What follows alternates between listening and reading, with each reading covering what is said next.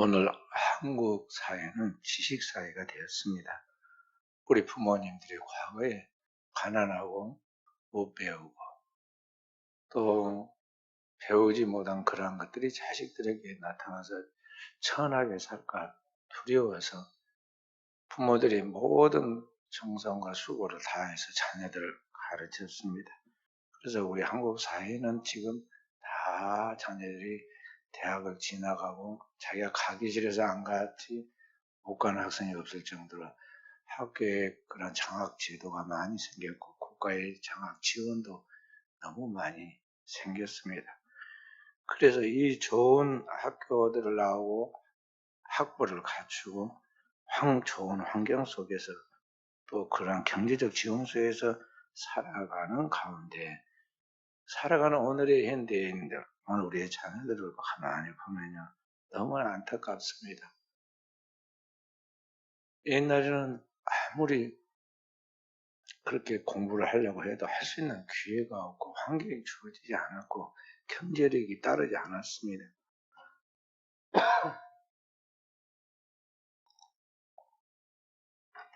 그런데 오늘날은 그렇지 않음에도 불구하고 그런 모든 조건들이 다 갖추어서 충분히 이와 같은 것들에게 공급되어짐에도 불구하고 오늘의 이 자녀들, 우리의 다음 세대들은 왜 그 모든 혜택과 축복들을 놓치고 있는가?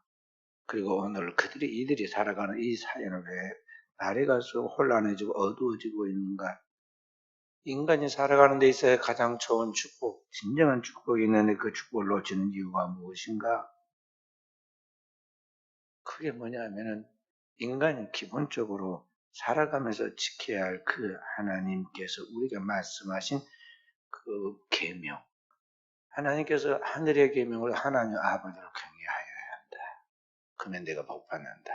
땅에서 하나님의 형상과 모양인 네 부모를 공경해야 한다. 그러면 내가 땅에서 잘 되고 장수한다는 이 근본적인 계명과 그 하나님 말씀에 대한 믿음과 실천이 없기 때문에 한마디로 말해서 천류는 거스르기 때문에 오늘날 이 땅에는 그 많은 혼란과 고통 그리고 죄악이 난무하는 세상이 태고한 것입니다. 우리 지금같이 사람들이 깊은 생각과 또 살아가는 삶에 대한 생각을 따라서 주어지는 혜택들이 많이 있어서 우리나라 같은 나라는 절대 죄를 범하지 않을 것 같은데도 얼마나 많은 죄악들이 벌어지고 있습니다. 그래서 이 사회에서 이런 죄악들을 걸러내고 또 걸러냅니다. 우리가 차를 먹고 다니는 그 교통법규가 몇 개 안 되거든요. 근데 그 교통법규 하나만 해서도 걸려서 그 벌금 내거나 심지어는 교통법규가 잘못돼가지고 사고가 나서 재패 들어간 사람만 해도 얼마나 많은지 몰라요. 그것은 가장 기본적인 도로법에 대한 그런 우리의 생활 속의 이야기고요. 실질적으로는 더 많은 사건, 사고가 비일비재합니다. 그래서 제가 너무 마음이 아픈 것은 뭐냐면 우리나라는 금수강산이에요.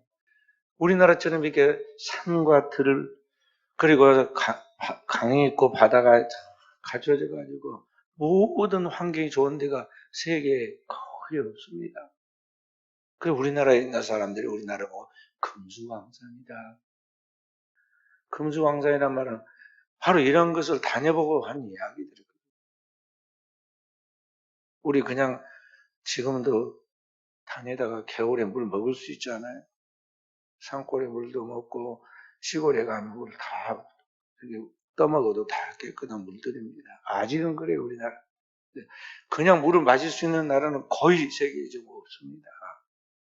저 조금만 북쪽으로 가면 저 북한 같은 나라에도 우물을 이렇게 깊이 파가지고 거기서 나오는 좋은 물을 마셔야 하는데 깊은 물을 팔 수 있는 능력도 없고 그 깊은 지하수에서 나오는 물을 정화시켜가지고 먹는 그런 시설도 안 돼가지고 병이 걸려 죽는 사람들이 많이 있어요. 그래서 우리나라에 우리 순천노예, 순천남노예, 여수노예 이 세 개 노예가 합해가지고 북한에 우물 파기 성교회가 있어요. 그렇게 해가지고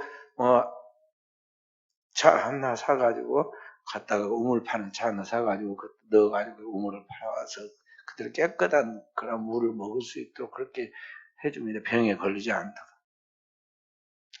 자, 이런 좋은 환경, 또 의료시설, 학교에 그런 공부할 수 있는 학문의 그런 시설, 과정들, 그리고 얼마든지 부지런히 일하려면 일할 자리가 수없이 많이 있어요. 안 하려고 그러니까 저기 동남아시아나 저 중국 쪽에 있는 사람들이 다 한국에 와가지고 옛날 우리 사람들이 그렇게 일을 할 것을 찾아도 못 찾아서 어쩌다시 찾아서 열심히 일했던 그 일들을 지금 합니다. 기쁘게 일을 해요. 돈 벌어서 그 사람들이 자기 나라로 갖다 보내고 우리나라에서 번 돈을 예를 들어 중국으로 가져가면 화폐가 20배나 되거든요. 큰 돈이 됩니다. 그러니까는 벌어가지고 자기들 고향으로 보내가지고 잘 살거든. 자, 그런데 그렇게 발달된 속에서 오늘 우리가 가장 중요한 하나님의 본래 우리나라에게 베이스, 이란 사람이 살아가는 그런 기초를 삼강오륜이라는 기초를 통해서 인간의 그런 것 도리를 가르쳤어요.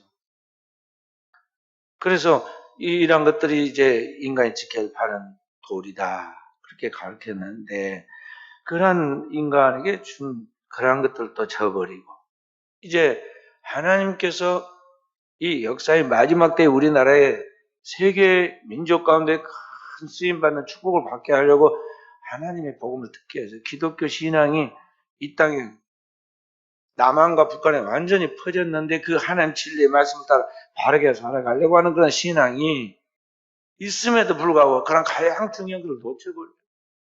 그런 것을 소홀히 합니다.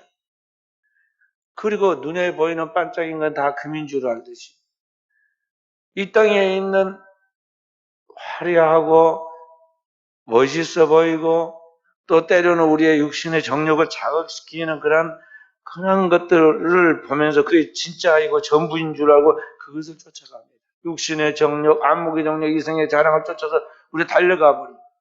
그러다 보니까 우리 옛날부터 하나님께 우리나라에 주었던 고유한 하나님이 주신 그런 정신적인 더 나아가 영적인 축복들을 대체시켜가지고 썩어지고 사라지고 없어질 그런 것들을 붙잡고 나아감으로 말미암아 수많은 그 죄의 결과들이 나타나는데 그게 오늘날 이 땅에 이 작은 나라에 범죄로 등재되어 가지고 고르다 어쩔 수 없이 이제는 안 되겠다 더 가둬둬야겠다 그래가지고 가둬서 이제 감옥에다가 교도소에 이어준 죄수들이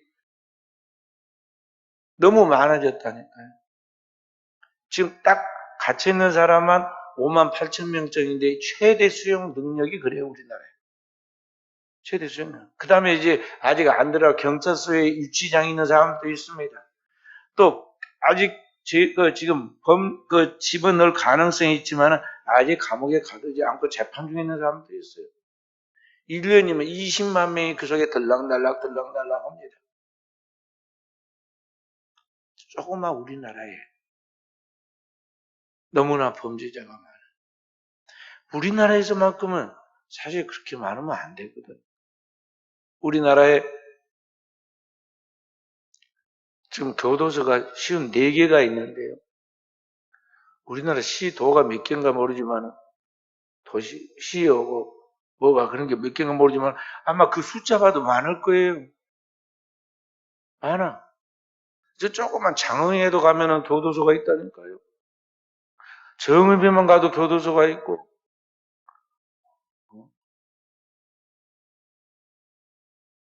저 시골 경상도 김천에 가도 거기도 교도소가 있어. 포화 상태에 놓여 있습니다.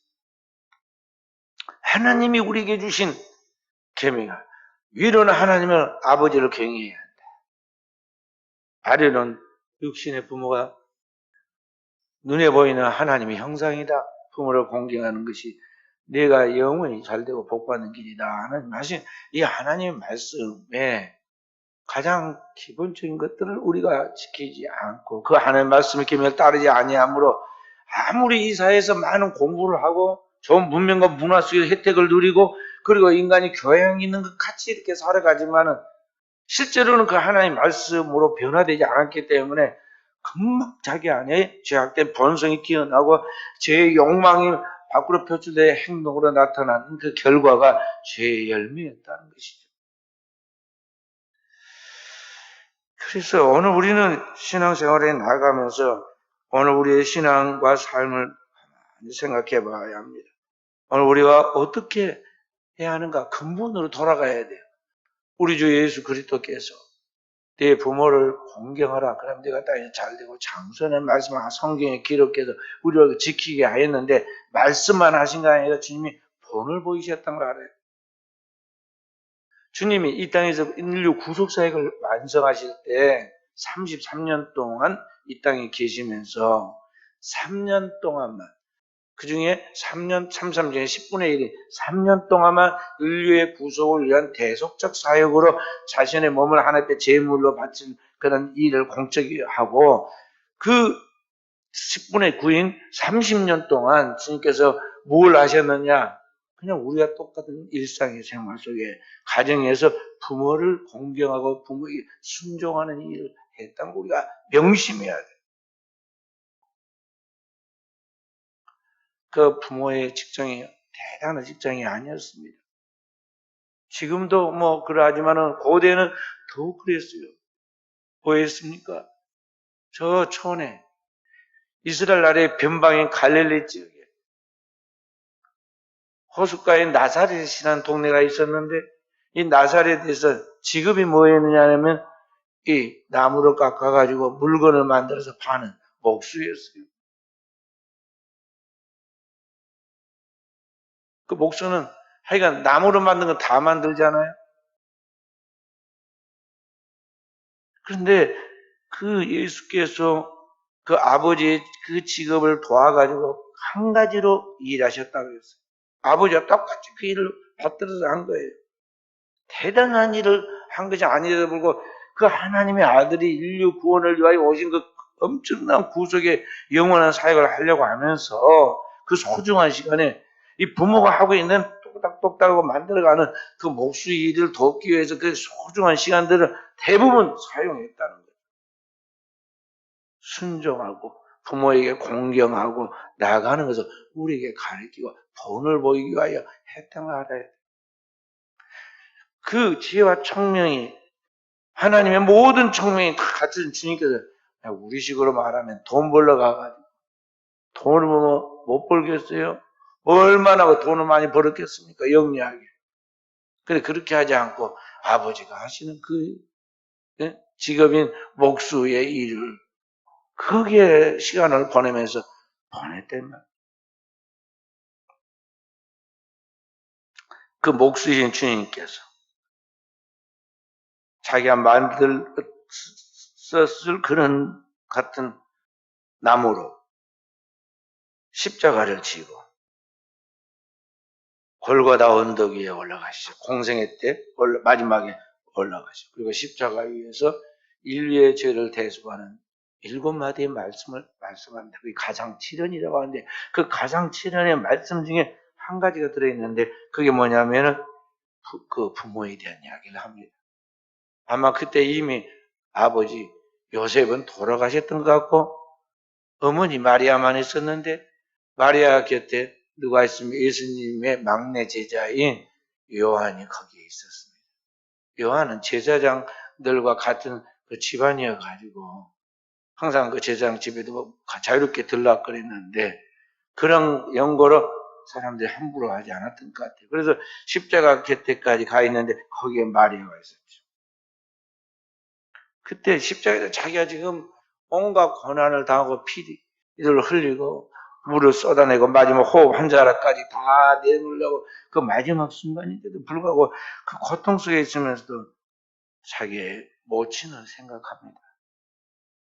그래서 곁에 있는 그 제자를 바라보면서 그 모친 마리아에게 이렇게 말합니다. 여자여 보소서 아들이니이다.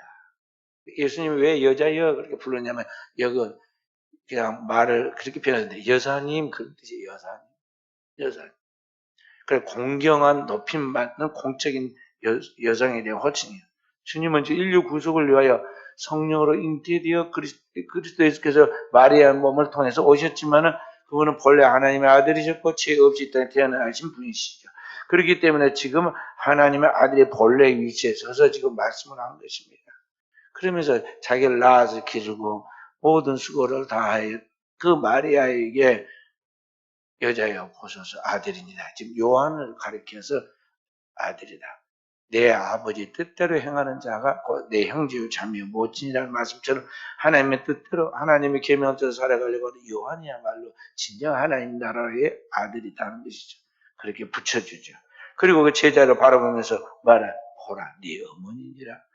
내 육신의 어머니이기도 하지만 너에게도 영적인 어머니다. 그런 말이죠. 그래서 그때부터 제자가 자기 집에 모셨다.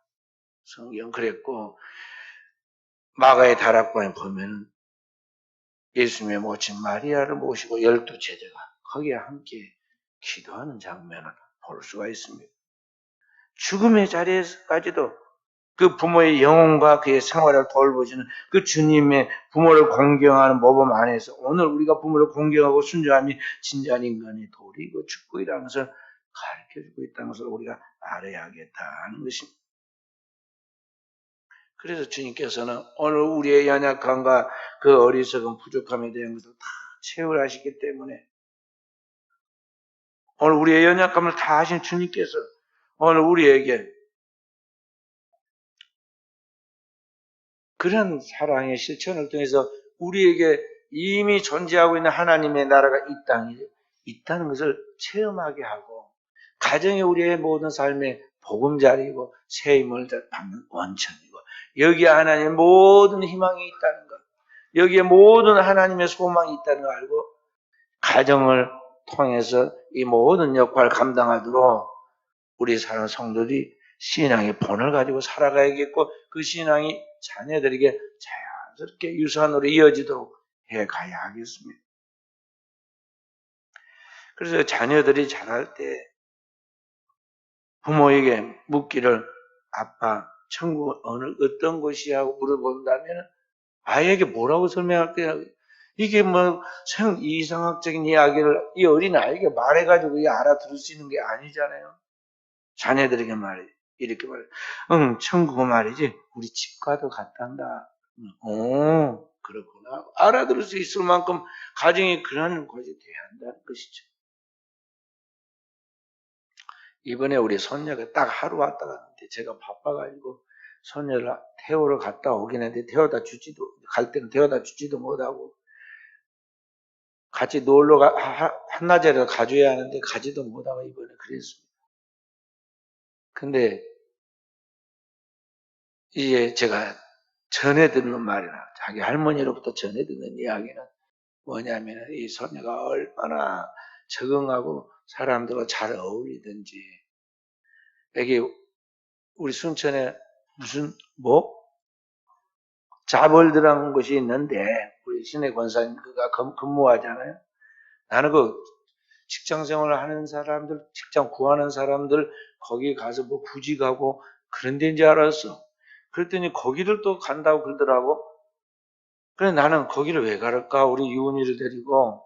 그랬더니 그게 어린이들 교육시키고 그런 체험시키는 곳이 있다는 거예요. 나중에 알고 보니까. 근데 동영상도 찍어갖고 올려놔서 우리 가족방에다 올려놔서 봐니까 그래. 근데 가서 아주 자연스럽게 잘 어울리고 그래. 근데 그 엄마가 이제 할머니한테 이야기를 해주는데 어린이집에서도 그랬는데 유치원에 오래 들어갔는데 유치원에서도 유은이를 그렇게 선생님들이 좋아한대요. 그래서 왜 좋아하느냐 유은이를 했더니 유은이만 있으면 친구들이 잘 논다는 거예요. 그러니까 유은이는 돌볼 것이 없고 막 걱정할 것이 없을 뿐만 아니라 유은이만 가면 그냥 친구들이 잘 어울려갖고 노니까 유은이를 그렇게 선생님들이 좋아한다는 거예요. 신경 쓸 것이 없어요. 그래서 제가 생각을 해봤어요. 집에서 엄청 사랑을 받거든요, 엄마 아빠한테. 아주 배운 아빠 엄마가 오직 이거 하나가 전부인 것까지 그냥 모든 시간 모든 직장 생활하면서 그 투자를 합니다. 아이에게 시간을 모든 걸 맞추고 직장에 아침에 출근하고 끝나고 돌아오는 그런 것까지 아이 중심으로 맞춰요. 밥 먹는 시간에도 잠자는 시간에도 다 그렇게. 근데 거기에서 끝나느냐? 순천 내려오면 또 할머니 할아버지가 이 아이에게 다 맞춰서 움직여주고 사랑해주죠. 그 외갓집에 가면 외갓집엔 더 식구가 많아요. 어? 이모, 삼촌, 거기 할아버지, 할머니, 그 집안에는 유일한 지금 손자가 하나뿐이거든. 결혼은 자녀가 우리 며느리 하나뿐이니까. 그러니까 얼마나 애기가 사랑을 받겠어요. 사랑을 충분히 받으니까 구김이 하나도 없는 거예요. 못 낳는데도 아주 당당하고 활발하고 표현력도 좋고요. 와가지고는 이야기를 막 지어내가지고 이야기하는데요. 할머니하고 1탄, 2탄, 3탄, 막 그랬거나, 뭐 이번에는 10탄까지 한다고, 할머니하고 이번에는 20탄까지 고 간다고 그랬는데, 뭐 하루 만에 가서 아쉽다고 그러고 갔대요. 근데 책 보는 것도 제가 걱정을 해요. 저렇게 아이 때 너무 책을 보면 안 좋은데. 들어오면은 그냥 볼 거 없는 거 찾아가지고는 이불에다 쫙 깔아놓고 보고 지가 읽기가 싫으면 읽어주라고 그러고. 그렇게 너무 보는 거 안 좋은데, 책 보는 거 안 좋은데 할 정도인데요. 스스로 글자도 터득을 해가지고 읽어준 소리를 그걸 외웠는데 그게 이게 맞았는가 봐요. 그래가지고 저절로 글자를 알아가지고 잘도 읽고 말을 합니다. 표현력도 좋고. 제가 볼 때 어이가 없기도 하고, 저게 언제 사람이 될고, 그렇게 봤는데, 이제 몇 개월 지났다, 이제 한 60개월 지난, 5년 지나서, 이제는 뭐 어린이집을 다닌다, 거기서도 이제 곧 졸업하고 유치원 간다 그러더니 아주 우스워서 못 봅니다. 근데 그게 뭐냐면은 이 아이에게 사랑을 다 받으니까요. 교회 가서도 자기들 다니는 교회도 당당하고 아주 원만하고 또 어린이집 가서도 그러고 유치원 가서도 그러고 그 아이는 지금 뭘 모르면 그게 진짜 다 세계가 그런 줄 알아요. 이제 세상 살아보면은 험악한 세상이라는 걸 이제 나중에 커서 보겠지만은 그래도 그렇게 그런 세상 속에서 크리스찬의 자녀로서 크리스찬의 다움을 자연스럽게 나타내게 되지 않겠어요? 부모가 잘 믿으면서 그러한 신앙이 자녀에게 유산되고 그러한 유산된 신앙을 통해서 이러한 자녀들이 세상 속에서 그리스도의 선한 영향력을 나타내고 그게 그리스도인의 빛을 비춘다면 이것이 오늘 이 땅에 하나님께 우리를 보낸 목적이라는 것이죠. 어둠의 세상에 빛을 비추듯이 오늘 우리는 이 세상 속에 그런 빛의 자녀들로서의 역할을 감당하도록 우리가 바로 하나님 앞에 서서 살아가야 하고 그리고 그러한 믿음의 자녀들을 잘 데려줄 수 있도록. 근데 문제는 우리가 그렇게 본을 보이고 서는 영향이 나타나는데 되지 않으니까 먼저 우리가 바로 서도록 몸부림을 쳐야 하는 겁니다. 제일 먼저로 해야 할 것은 뭐냐면 내가 말씀에 서야 하고 그리고 그 말씀 안에서 자녀들이 살아갈 수 있도록 우리가 기도해야 돼요. 나를 그렇게 누가 믿음으로 참 키워줬으면 얼마나 복이 되었을까요? 그 아쉬움을 자녀들에게 위해서 기도해 주라는 거죠. 누가 이 자녀를 위해서 그렇게 간절하게 애가 타도록 기도할 사람이 누가 있겠어요? 저희 어머니가 100년 동안 이 땅에 사시고 작년에 천국 가셨는데 그 노쇠 가지고 숨을 쉬기가 힘듭니다. 저희 집에 계실 때 어머니 방에서 화장실까지 그쪽에 화장실 따로 없으니까 나오시는데 보면 얼마나 힘들어 하시고 걷는데 그 숨소리가 커지신지 몰라요. 그런데도 불구하고 다 기도하려고 애를 쓰고 기도하시고, 그 기도 소리를 제가 늘 듣잖아요.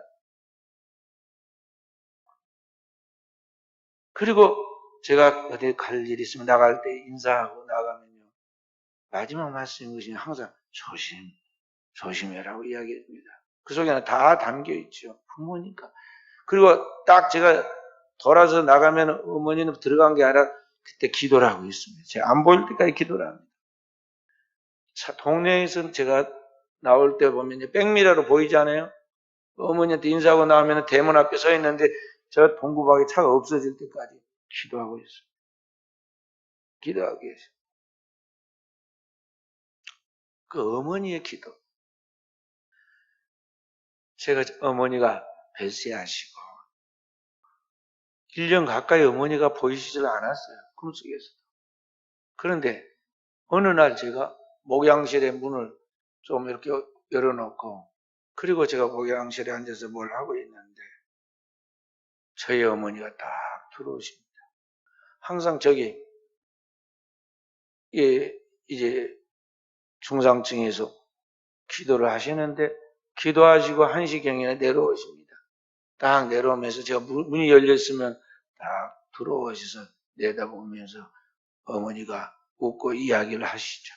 근데 그 모습 그대로 딱 오셔가지고 어머니가 이 사람아, 저를 보고, 제가 목양실에서 지금 이렇게 책상에 앉아 이렇게 하고 있는데 이 사람아, 그리고 또 그때 기도하고 내려온 모습 그대로 들어오셔가지고, 그래서 제가 깜짝 놀라가, 아이고, 이렇게 살아계신 어머니 그 모습 그대로, 아이고 어머니 어떻게 이렇게 오셨냐고. 근데 그 꿈속에서도 제가 어머니 돌아가신 것으로 생각했는데 어머니가 진짜 살아서 오셨잖아요.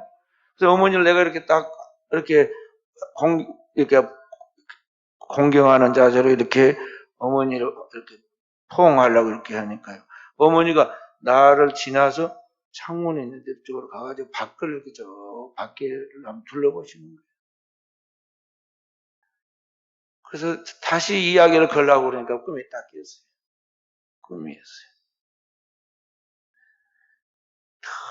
기도하고 또 기도하고 그 자녀를 위해서 생각한 그런 것들이 계속 남아 있어서 이미 그 몸은 땅에 묻히고 영혼은 천국에 들어가셨는데 그게 오늘날 시공간을 초월해서 저에게 나타난 거예요. 부모의 기도는 땅에 떨어져 없어지는 것이 아니라 하늘에 상달되고 그 효력은 영원하다는 것을 우리가 알아야 돼요.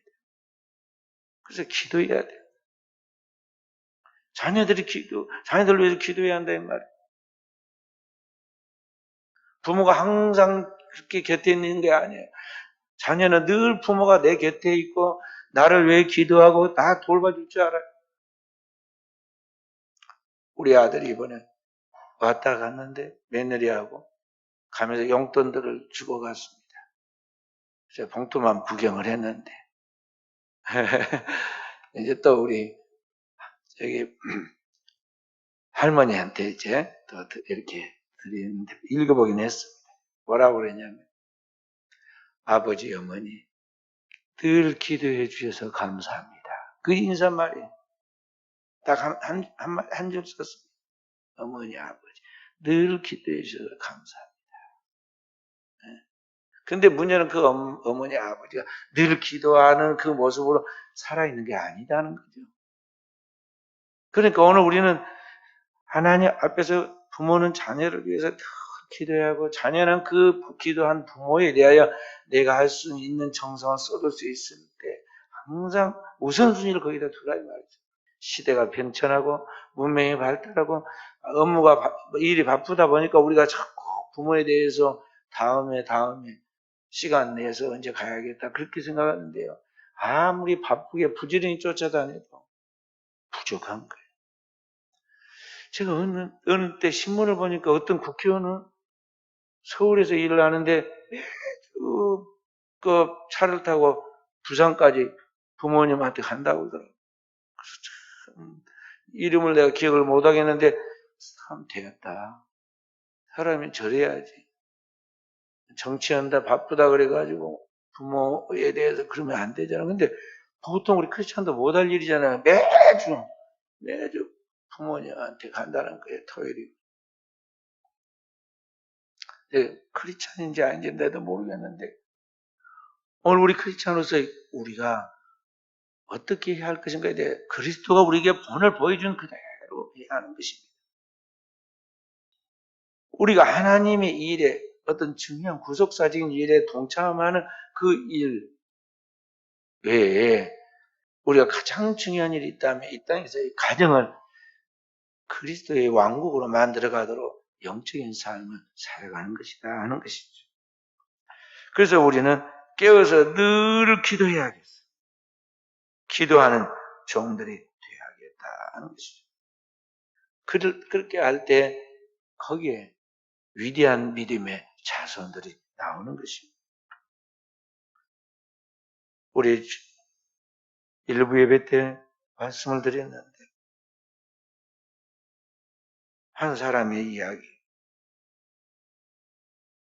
미국의 한 어머니가 남편이 목사였는데 남편이 아들이 성장하기 전에 먼저 하늘나라로 갑니다.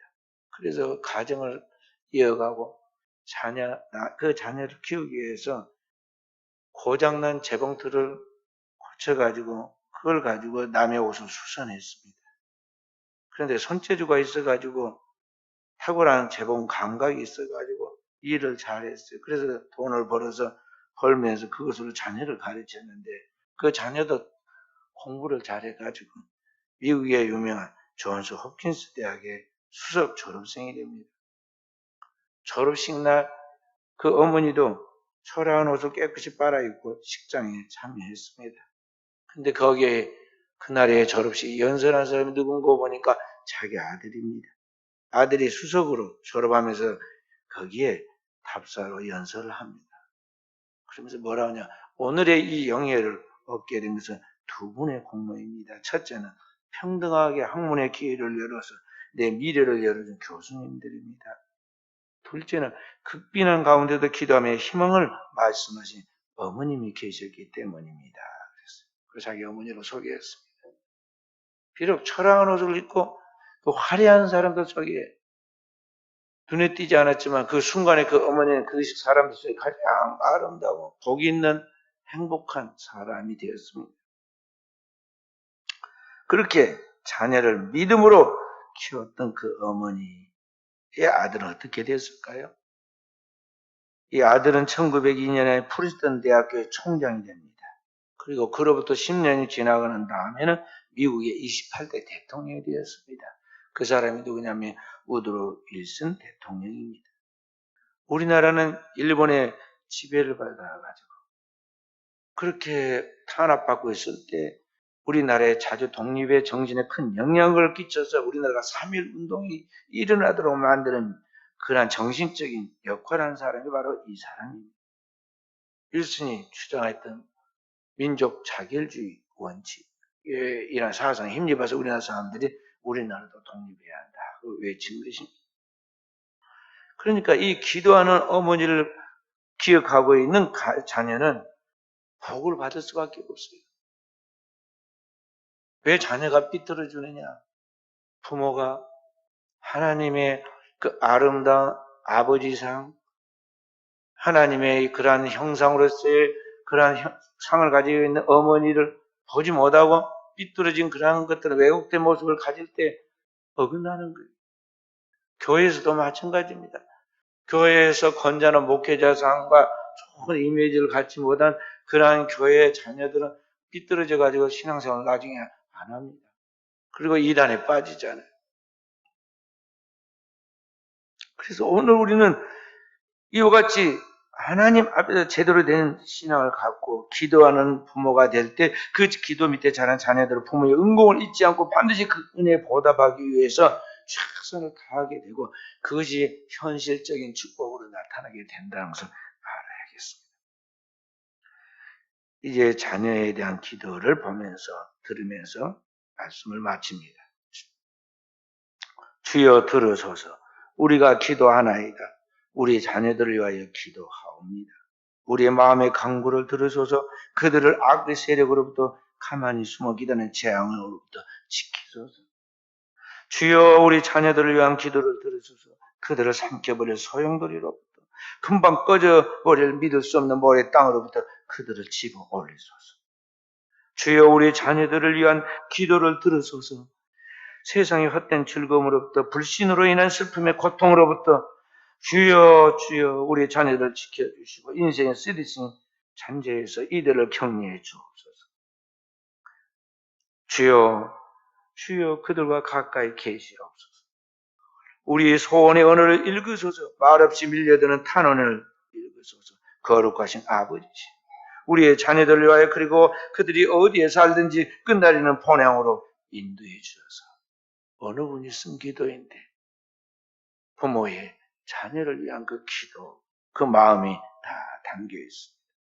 오늘도 우리 사랑하는 귀한 성도들이 다른 여러 가지 본이 있지만요, 자녀를 위하여 기도하는 부모의 모습, 그 본을 남겨서 자녀가 그 부모를 따라서 기도하여 하나님의 말씀을 응답하고 그 응답적 삶을 이어감으로 이 땅에 하나님의 영광을 드러내는 귀한 역사가 나타나서 우리 순천은혜교회 성도들, 우리의 사랑하는 자녀들이 이 시대의 주인공들이 되고 다음 세대를 열어가는 길잡이가 되어서 이 땅에 하나님의 귀한 쓰임을 받는 그리스도의 거룩한 선한 사명을 감당하는 하나님의 역사가 이루어지기를 주님의 이름으로 축원드립니다.